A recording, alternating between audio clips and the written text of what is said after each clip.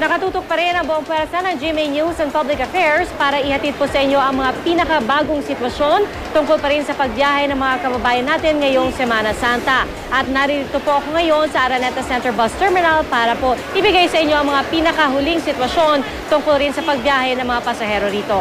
Mahigpit din nating binabantayan ang latest update sa mga pantalan, paliparan at pangunahing lansangan maging sa mga probinsya. Nasa Ninoy Aquino International Airport si Sandra Aguinaldo, nakatutok sa South Luzon Expressway si Maria Bulaklac Ausente at nasa North Luzon Expressway naman si JP Soriano.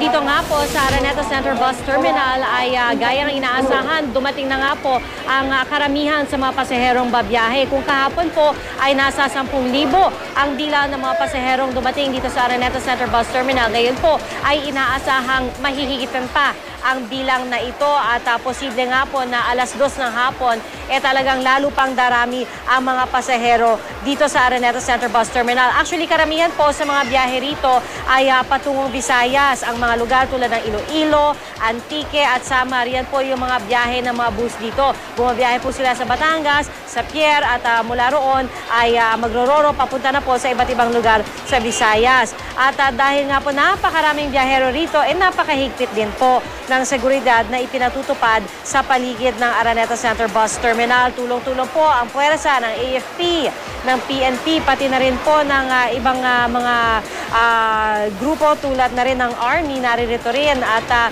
sa ngayon naman, wala pa pong naitatalang untoward incidents sa kabutihang palad po. Kaya all systems go pa rin at maayos po ang sitwasyon dito. Meron din mga assistance desk na nakita natin po dito sa ating pag-iikot. Merong assistance desk ang DOTC, ang MMDA, PNP, Red Cross, at syempre po ang GMA. Meron din po tayong serbisyong totoo booth. Hatid po yan ng GMA Network na talaga namang ilang araw na po naririto ang ating booth. Mamaya po papakita natin sa iyo kung ano-ano ho yung mga serbisyong hatid namin sa aming serbisyong totoo booth. Samantala, meron lang tayong paalala doon sa mga pasahero na papunta pa lamang dito sa Araneta Center Bus Terminal, yung mga babiyahe pa lamang. Hinihiling po ng ating mga bus company na kung maaari, limitahan yung bagahe na dala-dala po ninyo dahil karamihan po sa mga pasahero talagang kahon-kahon ang kanilang dala at minsan po hindi na rin po nagkakasya. Katunayan po kanina meron po mga pasahero na nagreklamo na sinisingil daw sila ng karagdagang 1,500 piso para sa kanilang dagdag bagahe. Although nireport na ito sa DOTC, ang sabi ng DOTC, under investigation pa ang ganitong mga klaseng report. Pero yun nga po, kitang-kita naman po nakapaskil dun sa ibang mga bus company.